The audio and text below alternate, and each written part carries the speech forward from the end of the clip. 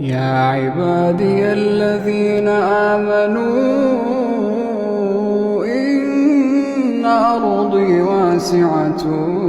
فإياي فاعبدون كل نفس ذائقة